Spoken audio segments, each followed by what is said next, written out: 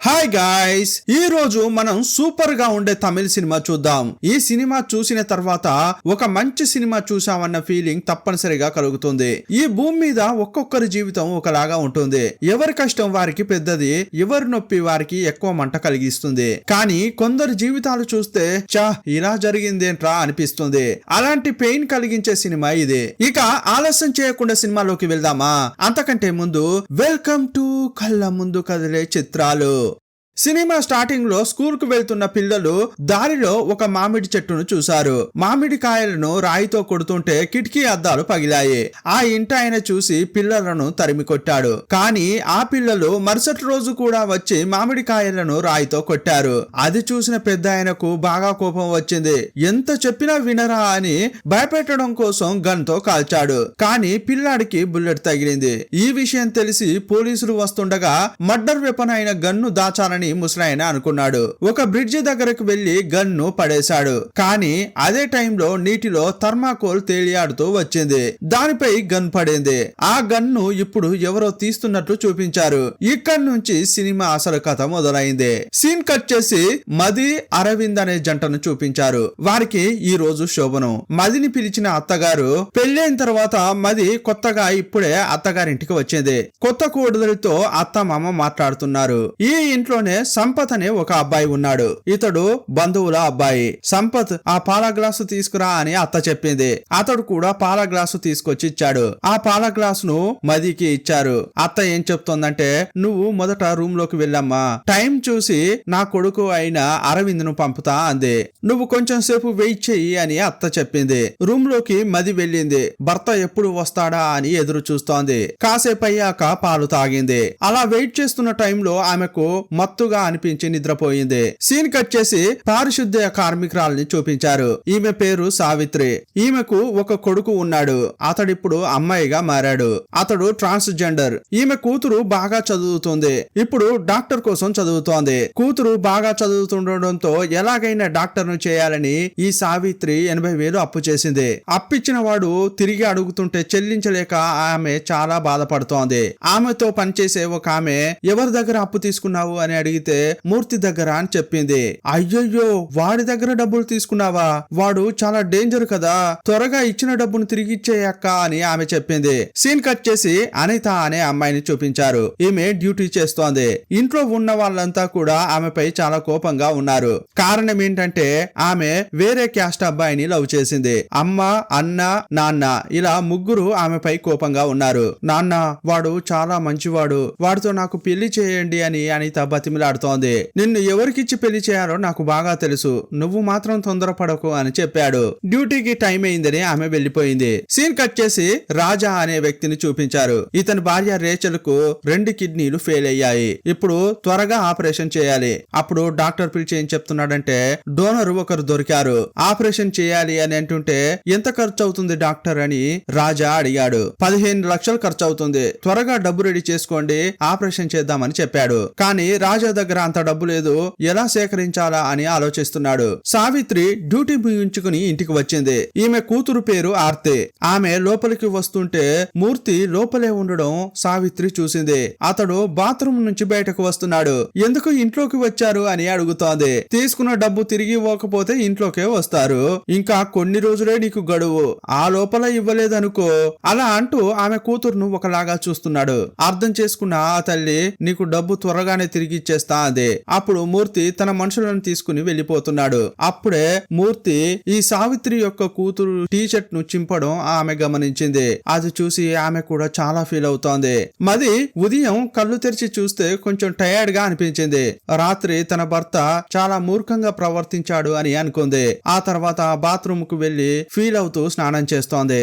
ఇక కిచెన్ కు వచ్చి అత్తగారితో ఇకపై నేనే వంటలు చేస్తా అని చెప్పింది. ఈమె కిచెన్ లో పనిచేసేటప్పుడు పక్కనే సంపత్ ఉన్నాడు. ఆ సంపత్ అనేవాడు ఈమెను ఒకలాగా చూస్తున్నాడు. కొంచెం తప్పుగా చూస్తున్నట్లు మనకు అనిపిస్తుంటుంది. ఈ రాజా అనే అతడు ఇంతకు ముందు తప్పుడు పనులు చేసేవాడు. అతనికి దేవ అనే వ్యక్తి కాల్ చేశాడు. మనకు ఒక పని దొరికింది, చాలా డబ్బిస్తానని చెప్పారు, నాతో కలిసి పని చేస్తావా అని అడిగాడు. నేను ఆ పనులు వదిలేశానని తెలుసు కదా, నన్ను డిస్టర్బ్ చేయొద్దు అని రాజా కట్ చేశాడు. హాస్పిటల్లో ఉన్న తన భార్య రేచల్ ను చూడడానికి రాజా వచ్చాడు. ఈ ఇద్దరు కూడా ఇంట్లో వాళ్ళని ఎదిరించి పెళ్లి చేసుకున్నారు. 15 లక్షలుంటేనే ఇప్పుడు భార్యను కాపాడుకోగలడు. కానీ ఆ విషయం భార్యకు చెప్పలేదు. కానీ అతని పరిస్థితి చూసి ఆమె అర్థం చేసుకుంది. వేరే దారి లేకపోతే మా పేరెంట్స్ ను డబ్బడగరా అని ఆమె అంటోంది. ఏ ముఖం పెట్టుకుని నేను వాళ్ళ దగ్గరికి వెళ్ళను, నాకు చాలా అవమానంగా ఉంది. నేను ఎంత ట్రై చేసినా కూడా డబ్బు దొరకలేదనుకో అప్పుడు వెళ్ళి అడుగుతా అంటున్నాడు. ఇప్పుడు వీళ్ళ ఫ్లాష్ బ్యాక్ చూపించారు. రాజా రేచల్ వాళ్ళ నాన్న దగ్గరికి వెళ్లి పెళ్లి సంబంధం గురించి మాట్లాడుతున్నాడు. అప్పుడు ఆ తండ్రి నా కూతుర్ని నీలాంటి అనాథకిచ్చి పెళ్లి చేయను అన్నాడు. మొదట ఇక్కడ నుంచి వెళ్ళరా అని తిట్టాడు. కానీ అప్పుడు రాజా ఏమంటున్నాడంటే, సార్ నేను పెళ్లి గురించి మీతో మాట్లాడడానికి రాలేదు. ఆల్రెడీ మేమిద్దరం రిజిస్టర్ మ్యారేజ్ చేసుకున్నాం, అది చెప్పడం కోసమే వచ్చా అన్నాడు. అప్పుడు ఆ తండ్రి షాక్ అయ్యాడు. ఏంటి ఆల్రెడీ పెళ్లి అయిందా, ఇకపై ఈ ఇంట్లో నీకు చోటు లేదు అని కూతుర్ని కూడా అతనితో ఇంట్లోంచి పంపించాడు. అప్పుడు ఏడ్చుకుంటూ ఇద్దరు బయటికెళ్లారు. ఇక ఇద్దరు కలిసి కొత్త జీవితం ప్రారంభించారు. ఇంతకు ముందు ఇతడు తప్పుడు పనులు చేసేవాడు కదా, ఇకపై అలాంటి పనులు చేయను అని భార్యకు మాటిచ్చాడు. కానీ ఏదైనా డ్యూటీ చేద్దామంటే ఎవరూ ఉద్యోగం ఇవ్వలేదు. రేచల్ దగ్గర కొంత డబ్బు ఉంటుంది. దీంతో ఒక ఆటో కొని ఆటో నడుపు అని చెప్పింది. అతడు కూడా ఆటో కొని నడుపుతున్నాడు. అప్పటి నుంచని ఇతడు ఎలాంటి తప్పుడు పనులు చేయట్లేదు. సడన్ గా రేచల్ కు ఇలాంటి పరిస్థితి ఎదురైంది.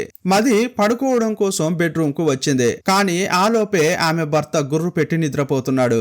ఏంటి అప్పుడే పడుకున్నాడు అని ఆలోచిస్తోంది.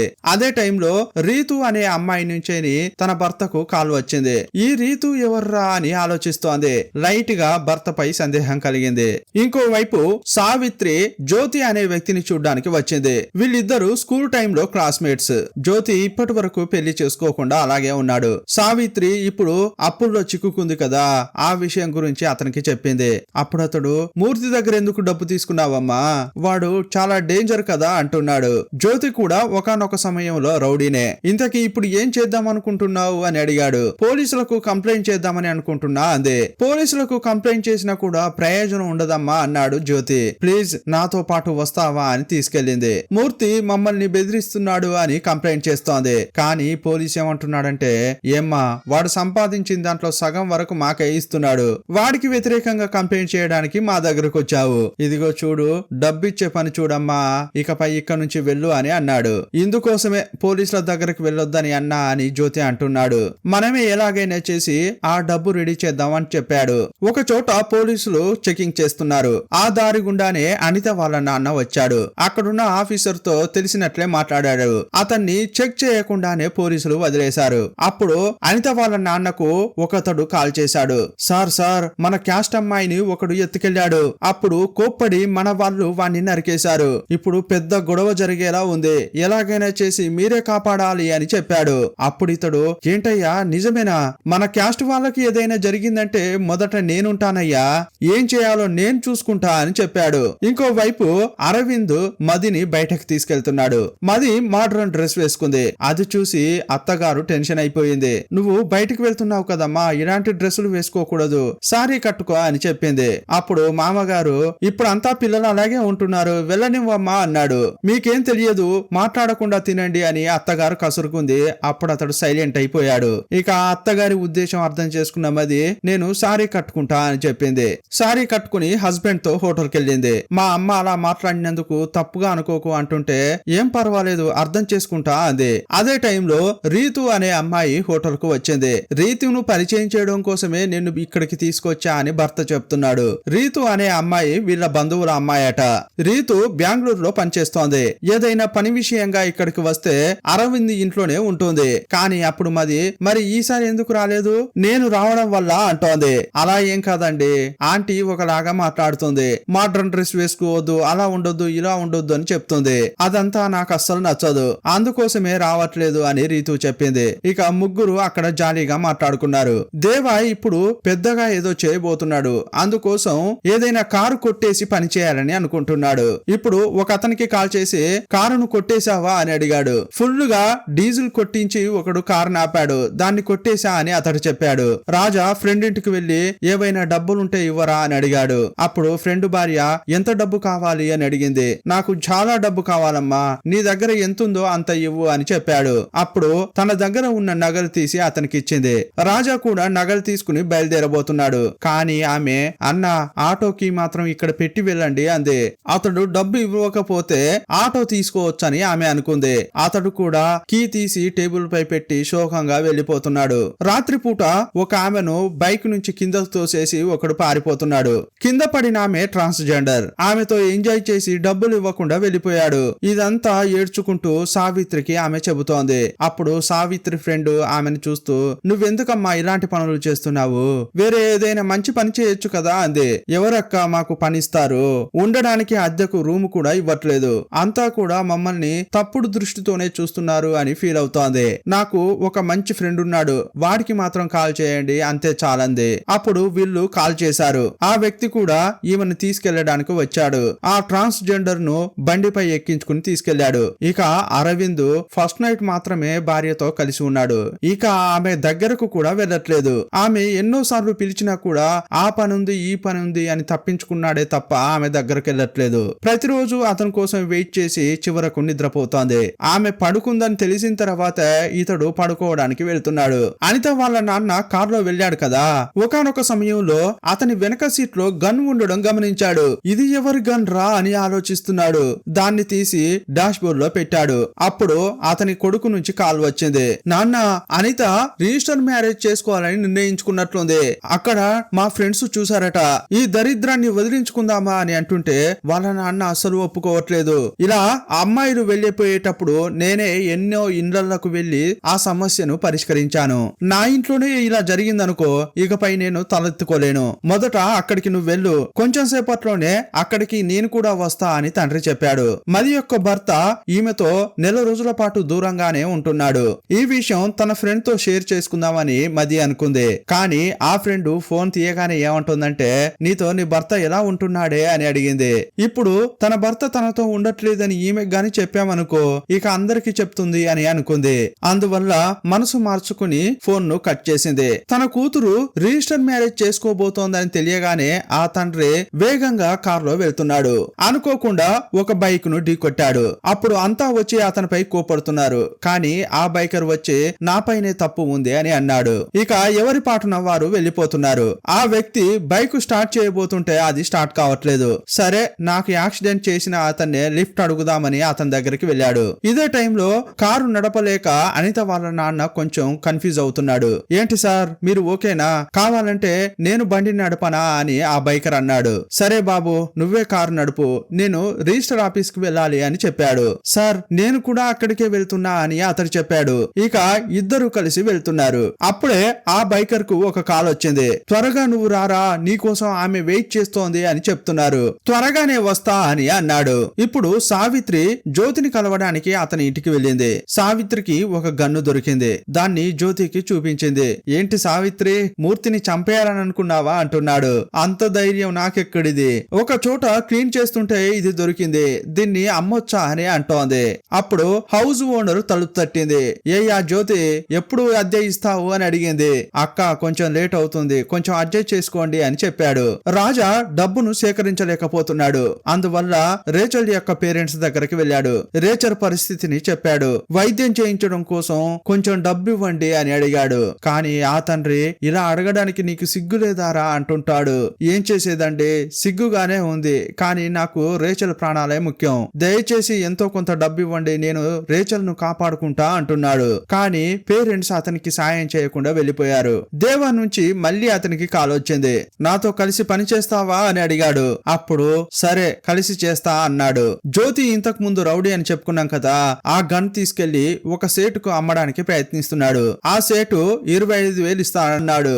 ఏంటి సేటు ఇంత తక్కువ చెప్పారు, ఎక్కువకే తీసుకుంటారు కదా అన్నాడు. ఇక ఎక్కువ అంటే 30,000 ఇస్తా అని అతడు చెప్పాడు. జ్యోతి ఏమంటున్నాడంటే, 30,000కు ఆ గన్నును అమ్ముదాం, నా దగ్గర ఓ 10,000 ఉన్నాయి. ఈ 40,000 మొదట మూర్తికి ఇచ్చి టైం అడుగు, మిగతా డబ్బులు తర్వాత ఇద్దాం. సాయంత్రం ఈ సేటు దగ్గరికి వచ్చి 30,000 తీసుకుందామని చెప్పాడు. ఇతడు తన జేబులోంచి 10,000 తీసేస్తుంటే, ఎందుకు, నువ్వే కష్టాల్లో ఉన్నావు కదా అని ఆమె అంటోంది. ఇదిగో చూడమ్మా, నాకు పిల్లలు లేరు, ఆర్తి కూడా నాకు కూతురు లాంటిదే, ఈ డబ్బు తీసుకో అని ఇచ్చాడు. ఇంకోవైపు మదిని చూపించారు. ఆమె భర్త ట్రిప్ కు వెళ్లి వచ్చాడు. నా కోసం ఏమైనా కొనుక్కొచ్చారా అని చూస్తోంది. అతని బ్యాగులో నెయిల్ పాలిష్ ఉండడం చూసింది. వాటిని తీసుకుని థ్యాంక్స్ అంటోంది. యాక్చువల్ గా అది నీకు కొనలేదు అని అతడు చెప్పడానికి వస్తుంటే ఆలోపే ఈమె చూసి సంతోషపడుతోంది తెలుస్తోంది కదా, అందువల్లే అతడు ఏమీ చెప్పలేదు. ఇప్పుడు కౌశి అని ఒక ఆమెను చూపించారు. ఈమె సామాజిక కార్యకర్త, అందరి కోసం పోరాటాలు చేస్తుంటుంది. యాక్చువల్ గా దేవ చంపబోయేది ఈ కౌశినే. నువ్వే వెళ్లి ఆమెను చంపాలి అని రాజాకు చెప్తున్నారు. సరే అంతా నేను చూసుకుంటా అని అన్నాడు.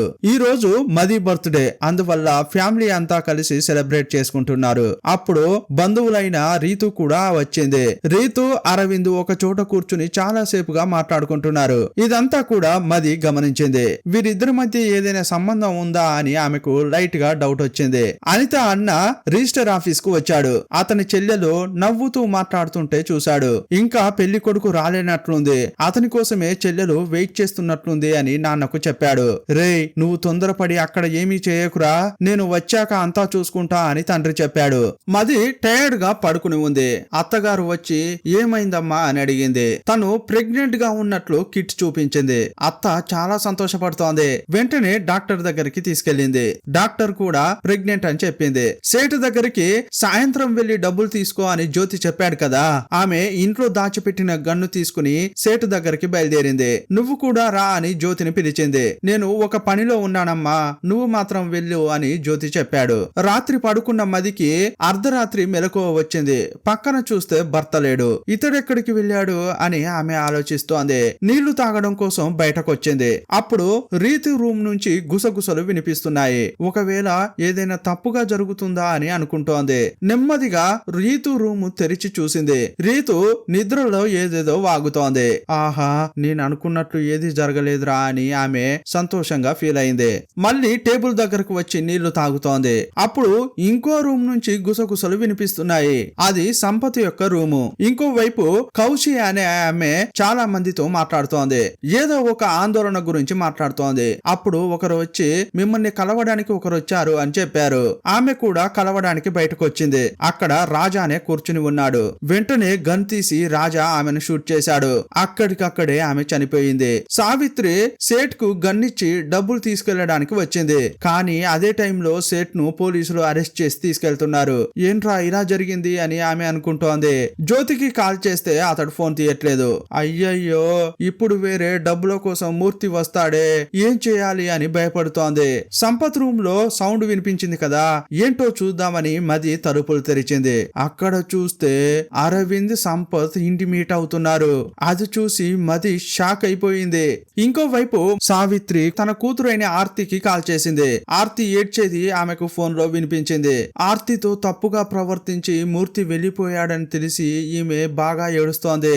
ఇంకోవైపు ఆ బైకర్ ను మీరెక్కడికి వెళ్తున్నారు అని అనిత వాళ్ళ నాన్న అడిగాడు. సార్, నా పేరు కదిర్, నేను రిజిస్టర్ ఆఫీస్ కు వెళ్తున్నాను సార్ అని చెప్పాడు. ఈ రోజే నాకు పెళ్లి, అందుకే వెళ్తున్నాను సార్ అన్నాడు. ఓహో, అయితే నా కూతురును పెళ్లి చేసుకోబోయేది వీడేనా అని ఆ తండ్రి అనుకున్నాడు. ఇక్కడే ఇంటర్వెల్ వేశారు.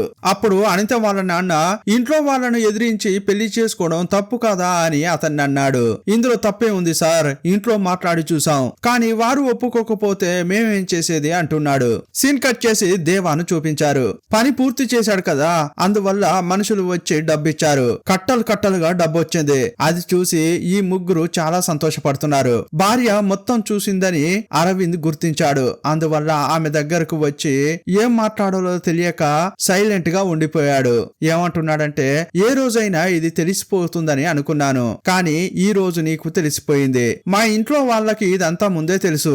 ఇంట్లో వాళ్ళే నన్ను ఫోర్స్ చేసి మరీ పెళ్లి చేశారు. నన్ను క్షమించు అని సారీ చెప్తున్నాడు. ఇతని మాటలను బట్టి ఇంతకు ముందు ఈమెతో ఇంటిమేట్ అయింది ఇతడు కాదని తెలిసిపోయింది. ఆ రోజు నాతో కలిసింది వీడు కాకపోతే మరి సంపత అని సంపత్ ను కోపంగా చూస్తోంది.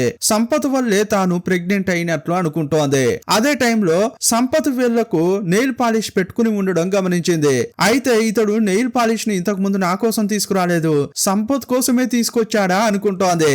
మూర్తి ఆర్తితో చాలా ఘోరంగా నడుచుకుని వెళ్ళాడు. మూలకు కూర్చుని ఆర్తి ఏడుస్తోంది. సావిత్రి కూతురు దగ్గరకు వెళ్లి ఓదారుస్తోంది.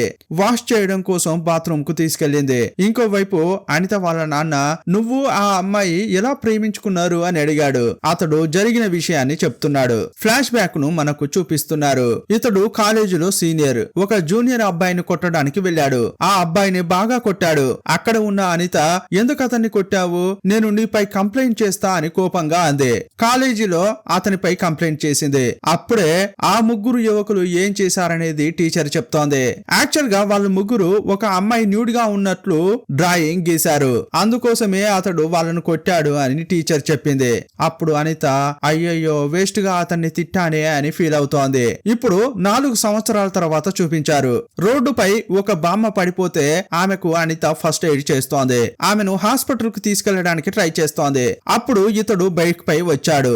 అయ్యయ్యో బామ్మకు ఏమైంది అని కదిర్ అడిగాడు. వారిద్దరూ కలిసి ఆ బామ్మను హాస్పిటల్ కు తీసుకెళ్లారు. ట్రీట్మెంట్ అయిపోయింది, కానీ ఇప్పుడు డబ్బు కట్టాలి. అనిత దగ్గర డబ్బు లేదు, కానీ కదిర్ తన దగ్గర డబ్బు ఉంది అని పే చేశాడు. అసలు అనిత ఎవరో అతనికి గుర్తే లేదు. అప్పుడు అనిత ఏమంటుందంటే ఆల్రెడీ నేను మిమ్మల్ని తిట్టాను, మర్చిపోయారా అని అంది. ఓహో ఆ రోజు తిట్టింది మీరేనా అని అన్నాడు. ఆ తర్వాతే నాకు తెలిసింది మీ వైపే న్యాయం ఉందని, మంచి వాళ్ళ కోసం మీరు పనిచేస్తున్నారు, అందువల్ల మీరంటే నాకు ఇష్టమని అంది. ఇలాగే మొదట వీరి మధ్య మాటలు స్టార్ట్ అయ్యాయి. ఆ తర్వాత కొన్నాళ్లకు వీళ్ళు ప్రేమించుకున్నారు. దేవాకు 20 లక్షల రూపాయలు ఇచ్చారు, కానీ ఈ ఇద్దరికి తక్కువ డబ్బిచ్చి మిగతాదంతా అతడు తీసుకోవాలనుకుంటున్నాడు. కానీ పక్కనే ఉన్నవాడు ఏంటి ఇంత తక్కువ డబ్బిస్తున్నావు, నేను అస్సలు ఒప్పుకోనన్నాడు. నువ్వు తక్కువ పని చేసావు కదరా, అందుకే నీకు తక్కువ డబ్బని దేవా అన్నాడు. ఇచ్చింది తీసుకోలేదనుకో చంపి పడేస్తా అని బెదిరించాడు. చూస్తే వాడి దగ్గర కూడా ఒక గన్ ఉంది. ఇంతకు ముందు కారులోనే వాడికి ఆ గన్ను దొరికింది. ఆ గన్ తో దేవాను బెదిరిస్తున్నాడు. ఒకానొక సమయంలో వాడు కాల్చాడు, కానీ బుల్లెట్ బయటకు రాలేదు, ఎందుకంటే అప్పుడు గన్ రాకులో ఉంది. అప్పుడు దేవా రేయ్ నిజంగానే నువ్వు నన్ను చంపాలని అనుకున్నావా, ఇకపై నిన్ను ప్రాణాలతో ఉంచును అని తన దగ్గర ఉన్న గన్ తో కాల్చేశాడు. ఇంకోవైపు డాక్టర్ దగ్గరకు వెళ్ళిన మది నాకు అన్యాయం జరిగిందని చెప్పింది. అదంతా తెలుసుకున్న డాక్టర్ ఇదిగో చూడమ్మా, నీకు ఇష్టం లేకపోతే ఈ గర్భాన్ని తీసుకోవచ్చు అని చెప్పింది. ఆ మూర్తి ఇదిగో చూడమ్మా, మీ అమ్మ డబ్బిచ్చినా కూడా నేను తరచుగా నీతో వచ్చి సుఖం పొందుతా అని చెప్పాడు. అదంతా తల్లికి చెబుతూ ఆర్తి బాగా ఏడుస్తోంది. ట్రాన్స్జెండర్ గా బతకడం చాలా కష్టం ఉన్నట్లుందమ్మా. నేను ఇప్పుడు కాలేజీలో చదువుతున్నా కాబట్టి ఏమీ తెలియట్లేదు, కానీ డ్యూటీ కంటూ వెళ్తే అక్కడ కూడా ఇలా జరుగుతుంది కదా అని ఫీల్ అవుతూ ఏడుస్తోంది. అలా ఏం జరగదమ్మా, నన్ను నమ్ము అని తల్లి ఓదారుస్తోంది. అనిత వాళ్ళ నాన్న కదిరి యొక్క మనసు మార్చడానికి చాలా ట్రై చేస్తున్నాడు. నువ్వు చేసేది కరెక్ట్ కాదయ్యా, రిజిస్ట్రేషన్ ఆఫీస్ కు వెళ్లకుండా ఇంటికి వెళ్ళు అంటున్నాడు. లేదు సార్, నేను తప్పకుండా పెళ్లి చేసుకునే తీరాలి, ఎందుకంటే తను ప్రెగ్నెంట్ గా ఉందని చెప్పాడు. ఏంటి నా కూతురు ప్రెగ్నెంట్ గా ఉందా అని ఈ తండ్రి షాక్ అయ్యాడు.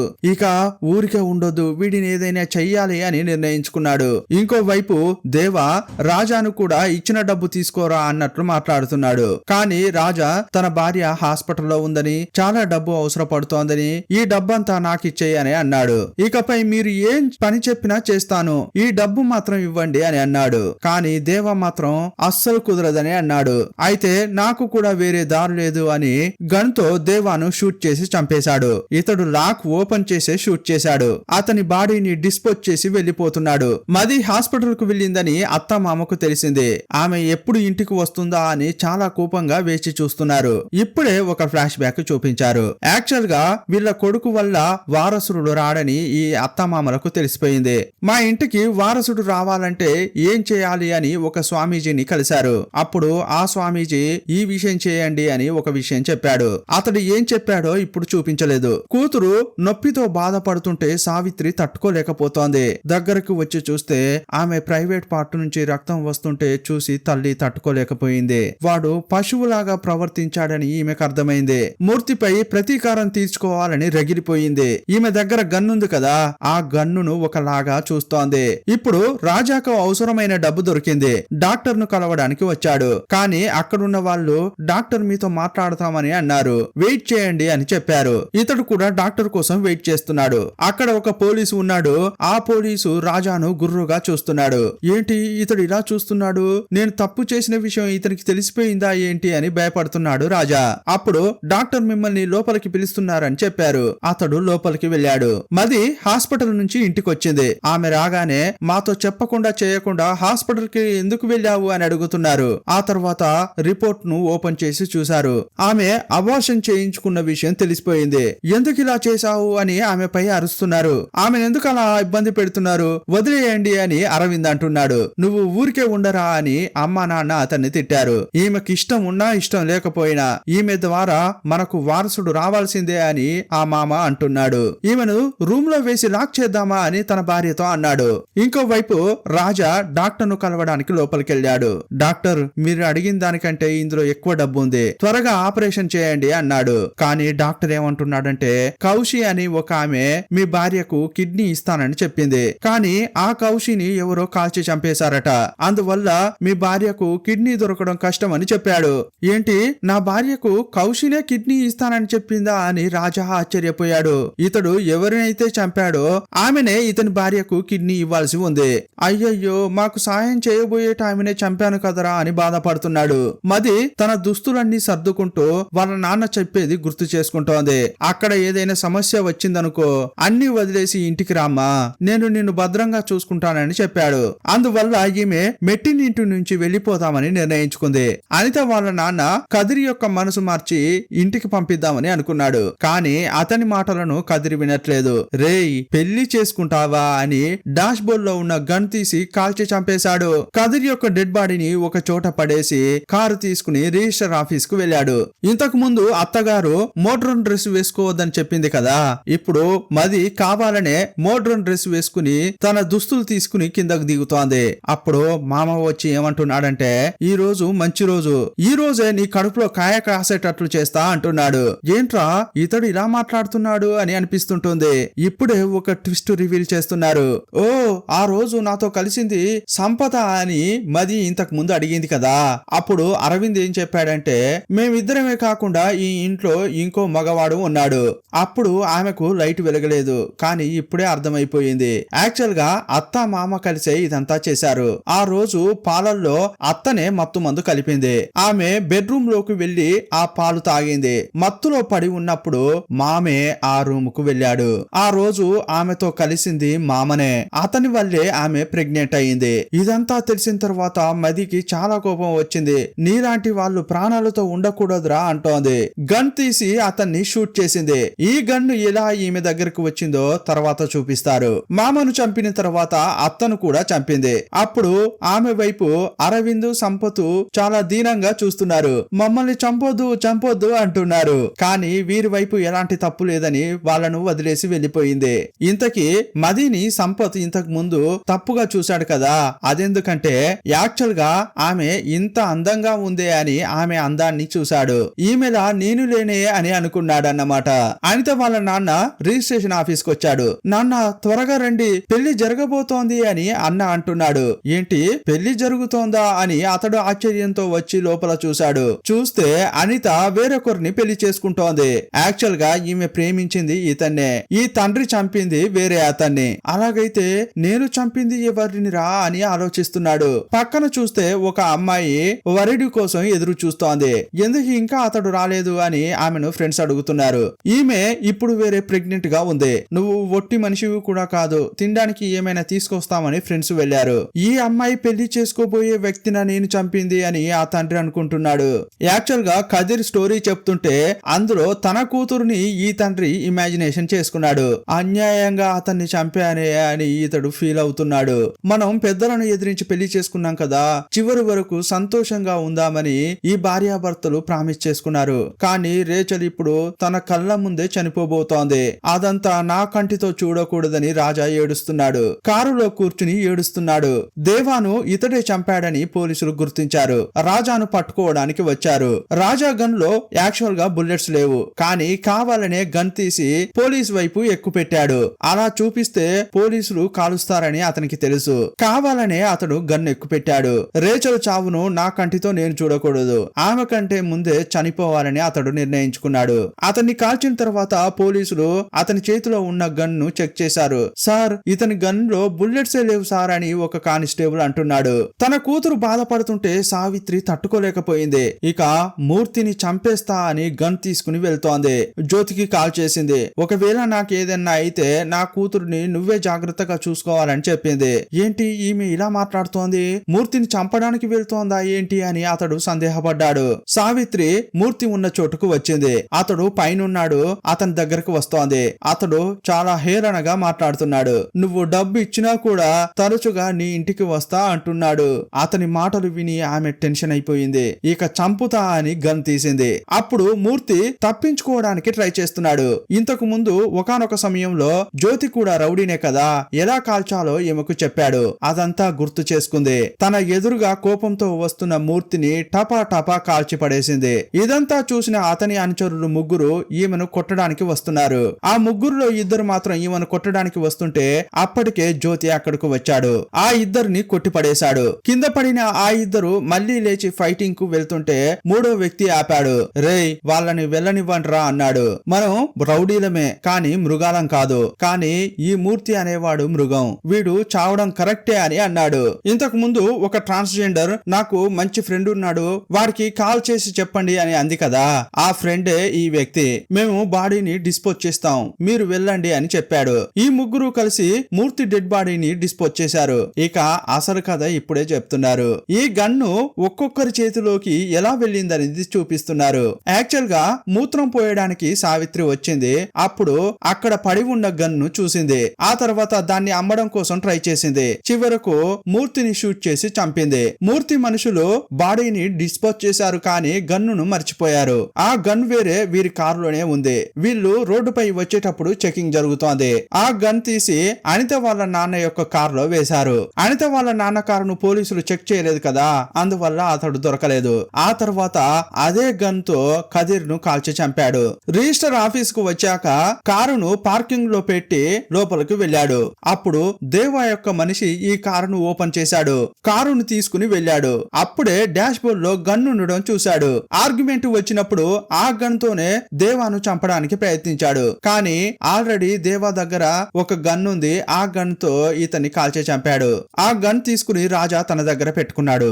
ఇక దేవాకు రాజాకు ఆర్గ్యుమెంట్ జరిగినప్పుడు రాజా ఆ గన్ తోనే దేవాను చంపాడు. ఆ గన్ తీసుకుని హాస్పిటల్ లోకి వెళ్ళాడు. డాక్టర్ కోసం అతడు వెయిట్ చేస్తుంటే అతని పాకెట్ లో గన్ ఉంది. ఒక పోలీస్ అప్పుడు అతన్ని గుర్రుగా చూశాడు. అందువల్ల అతడు చాలా భయపడిపోయాడు. ఆ గన్ తీసి పక్కనున్న వారి బ్యాగ్ లో పెట్టాడు. పక్కన ఉన్నది ఎవరంటే మది. ఆమె బ్యాగ్ లోనే గన్ పెట్టాడు. ఇంటికి వచ్చాక తన బ్యాగ్ లో ఉన్న గన్ ను మది చూసింది. ఆ గన్ తోనే అత్తమామలను కాల్చి చంపింది. మనకు ఇప్పుడు కొన్ని స్టోరీలు చూపించారు కదా, వాటిలో కామన్ గా ఉన్నది ఈ గన్నే అని చెప్పి సినిమాను ముగించారు. ఈ సినిమా ఇందులోని స్టోరీ మీకు నచ్చిందని అనుకుంటున్నాం.